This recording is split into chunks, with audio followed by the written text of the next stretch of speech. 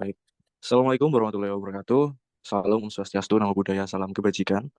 Kami dari kelompok 5 akan melakukan presentasi tentang on-premise ERP. Kelompok kami beranggotakan ada saya sendiri, Sang Arya Dava Hadi Yudhistira, dengan NIM 21081494052. Lalu untuk Silviana, silakan. Dan saya Silviana Maratus Solihah dengan NIM 21081494005. Baik, lalu yang terakhir ada Rendra, silakan. Oke, baik. Perkenalkan, nama saya Narendra Matami dengan NIM 21081494042. Baik, itu tadi seluruh anggota kelompok kami. Lalu kita akan melanjutkan ke slide selanjutnya. Oke. Baik. Untuk on-premise ERP memberikan perusahaan kontrol penuh atas software dan infrastruktur ERP-nya. Software ERP diinstal di server perusahaan memungkinkan kontrol penuh atas konfigurasi dan kostumisasi. Perusahaan memiliki kontrol penuh atas akses data, privasi, dan kepatuhan terhadap regulasi. Kostumisasi yang fleksibel memungkinkan software ERP disesuaikan dengan kebutuhan dan proses bisnis yang unik. Dalam hal ini, tim IT perusahaan bertanggung jawab atas pemeliharaan infrastruktur dan software. Oke, itu tadi merupakan ERP dalam perusahaan. Lalu kita akan melanjutkan ke kelebihan dari on-premise ERP. Yang pertama, dari ERP sendiri, keamanan dan kontrol data itu lebih mumpuni, di mana kontrol penuh atas data, privasi, dan kepatuhan terhadap regulasi itu cocok untuk perusahaan yang menangani data sensitif atau memiliki regulasi ketat terkait penyimpanan data. Lalu yang kedua, kelebihan dari ERP ini lebih fleksibel dalam hal kustomisasi. Kemampuan untuk menyesuaikan software on-premise ERP dengan kebutuhan dan proses bisnis yang unik, memberikan fleksibilitas bagi perusahaan untuk mengoptimalkan proses bisnisnya. Lalu untuk kelebihan selanjutnya yaitu kebebasan dalam beroperasi. Jadi di sini tidak bergantung pada uptime dan keamanan infrastruktur penyedia layanan eksternal, tapi memberikan perusahaan kendali penuh atas akses dan operasional ERP. Jadi untuk perusahaan bisa lebih leluas ya dalam mengoperasikannya. Lalu yang keempat yaitu aksesnya bisa diakses melalui offline. Kemampuan untuk mengakses data dan fungsionalitas ERP bahkan tanpa koneksi internet itu merupakan penting untuk perusahaan yang beroperasi di area dengan konektivitas internet yang terbatas. Seperti itu. Lalu untuk yang selanjutnya akan dilanjutkan oleh rekan saya yaitu Silviana. Saya persilahkan. Baik, terima kasih atas waktu yang telah diberikan. Selanjutnya kita akan membahas tentang kekurangan ERP dengan basis on-premise. Nah, yang pertama adalah biaya awalnya yang tinggi, yaitu dengan penjelasan investasi awal yang signifikan dalam infrastruktur dan hardware memerlukan perencanaan dan penganggaran yang matang, karena semuanya akan diatur dan dikontrol sendiri oleh tim IT. Nah, kemudian yang kedua adalah skalabilitas terbatas, yaitu penjelasannya penambahan pengguna dan fungsionalitas mungkin memerlukan investasi tambahan dalam infrastruktur. Nah, sehingga hal ini kurang ideal untuk perusahaan yang mengalami pertumbuhan bisnis yang pesat, terutama jika ada update fitur software atau bahasa pemrograman yang mulai obsolete. Diperlukan engineer yang baru yang harus bisa mengikuti perkembangan zaman. Nah, kemudian yang ketiga adalah seiring berkembangnya perusahaan, kebutuhan infrastruktur IT akan semakin meningkat. Begitu pula dengan biaya maintenance juga akan mengikuti, yaitu semakin meningkat juga. Nah, karena untuk penambahan infrastruktur tidak hanya menambah sumber daya peralatan, tetapi juga menambah sumber daya manusia untuk melakukan maintenance tersebut. Kemudian yang keempat adalah akses terbatas. Akses ini hanya dari dalam jaringan perusahaan, yang mana bisa membatasi mobilitas. Dan untuk melengkapi tugas ERP, kami mengambil jurnal yaitu penerapan sistem Enterprise Research Planning atau ERP dan kinerja sistem rantai pasokan pada PT Unilever Indonesia. Oke. Sebelum memasuki tentang pembahasan tentang ERP, saya akan membahas tentang PT Unilever itu sendiri. Nah, jadi PT Unilever ini berkantor pusat di Geraha Unilever, Jalan Jenderal Gatot Subroto, Kavling 15, Jakarta Selatan. PT Unilever Indonesia mempunyai pabrik-pabrik yang berlokasikan di Cikarang yang memproduksi ice cream, deterjen cair, deterjen bubuk, bahan makanan. Kemudian juga ada pabrik yang berlokasi di Rungkut, Surabaya, yang mana memproduksi shampoo, pasta gigi, sabun, kosmetik, dan lain-lain. Nah, sistem distributor saat ini disebut juga Supply Chain Department, yang terdiri dari divisi Buying Factory, Factory Planning, Material Management, Distribution Operation, Central Warehouse, Brand Accountant, Informasi Technology User, Distribution Control, Logistic Operation, dan Sales Forecasting. Nah, sistem ini juga didukung dengan tim supply chain project. Selain itu, PT Unilever telah dikenal sebagai perusahaan yang mempunyai reputasi dan produk yang sudah melegenda. Menurut data, perusahaan Unilever Indonesia menempati urutan 15 dari 250 peringkat yang ada sebagai perusahaan berreputasi baik di Asia. Nah, selanjutnya kita akan membahas tentang penerapan ERP PT Unilever Indonesia menurut jurnal yang terkait. Nah, PT Unilever Indonesia ini memutuskan melakukan implementasi ERP dengan menggunakan SAP R3. ERP hadir sebagai paket sistem informasi yang memberikan solusi pengintegrasian informasi dan proses bisnis, sehingga dapat mengatasi dampak negatif dari sistem informasi yang dibangun secara sektoral oleh masing-masing unit organisasi. Paket sistem ERP sendiri yang menguasai 59 pangsa pasar di seluruh dunia pada tahun 1999 adalah SAP. Kemudian PeopleSoft dan GDE. Menurut estimasi ERP yang memiliki pangsa lebih banyak adalah SAP. PT Unilever merupakan perusahaan yang membutuhkan suatu sistem yang terintegrasi yang bukan hanya memonitoring dari setiap cabang di masing-masing negara, tapi juga penentuan kebijakan yang strategis. Nah, pada Desember 2006, PT Unilever memutuskan melakukan implementasi ERP dan menggunakan SAP R3 sebagai implementasi sistem yang terintegrasi. Tentunya dengan proses persiapan yang panjang dan cukup matang, di mana terdapat modul-modul yang mungkin bisa diimplementasikan. Di antaranya adalah yang pertama adalah production planning. Production planning merupakan komponen dalam sistem ERP yang berfungsi untuk merencanakan, mengendalikan, dan mengelola seluruh proses produksi dalam sebuah perusahaan. Modul ini membantu dalam perencanaan kebutuhan bahan baku, penjadwalan produksi, pengaturan kapasitas, dan pengawasan jalannya produksi secara efisien. Dengan modul ini, perusahaan dapat memastikan bahwa produksi berjalan sesuai rencana, mengurangi biaya, mengoptimalkan penggunaan sumber daya, dan meningkatkan efisiensi serta kualitas hasil produksi. Kemudian, modul yang kedua adalah warehouse management, yaitu modul ERP. Warehouse management adalah komponen dalam sistem ERP yang dirancang untuk mengelola dan mengontrol operasi gudang secara efisien. Fungsi utamanya meliputi pengaturan penerimaan barang, penyimpanan, pengambilan, penempatan, pemindahan, dan pengiriman barang. Modul ini membantu mengoptimalkan penggunaan ruang gudang, meningkatkan akurasi inventaris, mempercepat proses pengambilan barang, dan mengurangi biaya operasional melalui otomatisasi dan integrasi proses. Kemudian yang ketiga adalah finance and controlling, yaitu komponen penting dalam sistem ERP yang mengelola seluruh aspek keuangan dan akuntansi perusahaan. Modul Financial and Controlling memberikan visibilitas menyeluruh terhadap kesehatan keuangan perusahaan, membantu dalam pengambilan keputusan, dan memastikan efisiensi dalam pengelolaan keuangan. Kemudian, yang keempat adalah Human Resource. Nah, komponen ini dirancang untuk mengelola semua aspek terkait sumber daya manusia dalam sebuah organisasi. Fungsi utamanya mencakup perekrutan, penggajian, manajemen data karyawan, pengelolaan absensi dan cuti, pengembangan karyawan, evaluasi kerja, dan pelatihan. Modul ini membantu menyederhanakan proses administrasi atau HR, meningkatkan efisiensi, dan memastikan kepatuhan terhadap kebijakan serta peraturan tenaga kerja. Kemudian yang kelima adalah Business Warehouse. Dalam sistem ini, ERP berfungsi untuk mengumpulkan, menyimpan, dan menganalisis data dari berbagai sumber dalam perusahaan. Modul ini memungkinkan perusahaan untuk melakukan pelaporan analisis dan pelacakan kinerja bisnis secara mendalam. Business Warehouse mengintegrasikan data dari berbagai modul ERP lainnya, membersihkan dan mengkonsolidasikan sehingga menghasilkan informasi yang berguna untuk pengambilan keputusan strategis. Modul Business Warehouse membantu dalam menciptakan laporan dan dashboard dan visualisasi data yang mendukung analisis tren, profitabilitas, dan efisiensi operasional. Kemudian memberikan wawasan yang lebih baik untuk pengelolaan bisnis. Nah, meskipun go live tidak sesuai dengan target yang ditetapkan, namun tetap siklus pengembangan sistem ini sangat diperhatikan. Nah, selanjutnya adalah ERP PT Unilever yang membahas tentang kelebihan dan kekurangan. Yang mana pada bab ini akan dilanjutkan penjelasannya oleh teman saya, Rendra. Untuk waktu, saya persilahkan.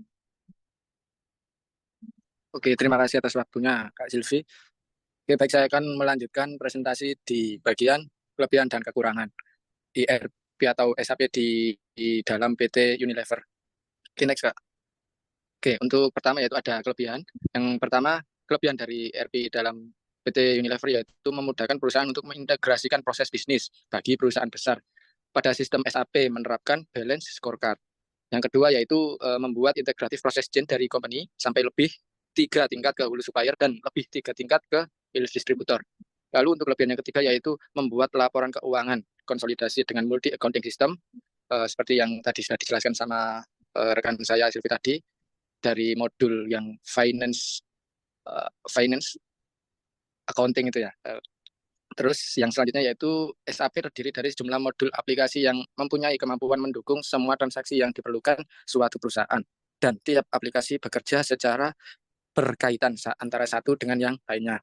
Lalu yang terakhir yaitu semua informasi yang tersimpan di dalam SAP dapat diakses oleh bagian organisasi yang membutuhkan pada saat-saat dibutuhkan. Oke, next Kak Silvi. Oke, untuk yang selanjutnya yaitu kelemahan ERP di PT Unilever atau SAP yang ada di PT Unilever. Yang pertama, sistem ERP di perusahaan Unilever ini bisa membantu antara divisi satu dengan yang lain mencari data perusahaan. Lalu dengan ERP, perusahaan juga lebih maju sehingga laporan keuangan langsung bisa diakses oleh siapa saja yang akan menambahkan saham ke perusahaan tersebut. Yang kedua yaitu skop integrasi. Harga lisensi tiap user SAP yang relatif mahal karena SAP atau yang on-premise dibanding dengan cloud ini mahal menggunakan on-premise karena harus menginstal aplikasinya yang sudah dibuat. Lalu yang kedua yaitu di sisi karyawan yang menggunakan sistem tersebut harus ada sebuah training terlebih dahulu agar mereka tahu bagaimana mengoperasionalkan atau menginput sampai jadi laporan keuangan. Lalu yang selanjutnya yaitu di mana dalam mengimplementasikan SAP, perusahaan harus menyediakan SDM yang sebagai user dan penanggung jawab atas change management proses. Lalu yang keempat yaitu perusahaan dalam menggunakan sistem ERP ini harus melakukan perawatan dan pembaruan sistem supaya tidak tertinggal dengan zaman. Lalu yang terakhir yaitu PT Unilever merupakan perusahaan yang sangat besar dan berkembang sangat pesat. Hampir di seluruh negara ada cabangnya. Dengan diterapkannya sistem ERP di perusahaan ini dapat memperlancar jalannya proses produksi, pemasaran, keuangan, organisasi, controlling suatu perusahaan. Dengan perusahaan yang sangat besar, maka kita tidak bisa melakukan semua proses yang ada di perusahaan secara manual. Oleh karena itu, perusahaan melakukan revolusi teknologi industri dengan menggunakan sistem. Ya, mungkin cukup sekian yang bisa saya sampaikan. Saya kembalikan lagi ke rekan saya, Arya Dava, yang telah membuka presentasi pada hari ini. Baik, terima kasih atas presentasi yang telah dijelaskan oleh rekan-rekan saya, yaitu Kak Rendra dan juga Kak Silviana. Mungkin itu merupakan akhir dari presentasi kita pada kali ini. Kalau apabila ada kurang maupun salah ucap, kami mohon maaf sebesar-besarnya. Dan juga apabila ada pertanyaan maupun ada kritik maupun saran, bisa langsung disampaikan ke kelompok kami. Mungkin itu saja. Terima kasih. Kami tutup. Wassalamualaikum Assalamualaikum warahmatullahi warahmatullahi wabarakatuh. wabarakatuh. Waalaikumsalam Waalaikumsalam warahmatullahi wabarakatuh. Oke. Baik. Untuk on-premise ERP memberikan perusahaan kontrol penuh atas software dan infrastruktur ERP-nya.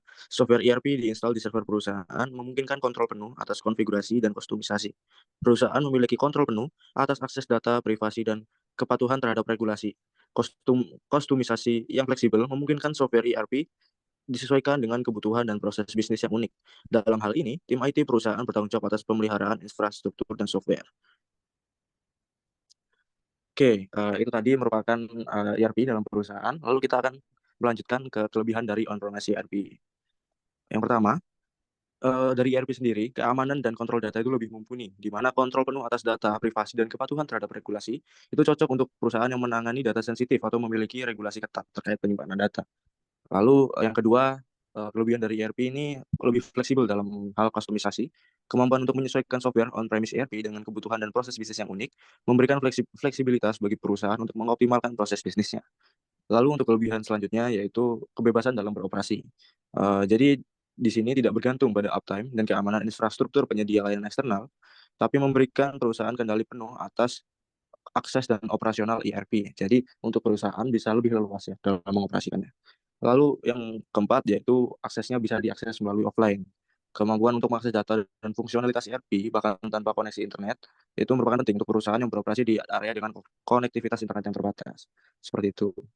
Lalu untuk yang selanjutnya akan dilanjutkan oleh rekan saya yaitu Silviana. Saya persilahkan.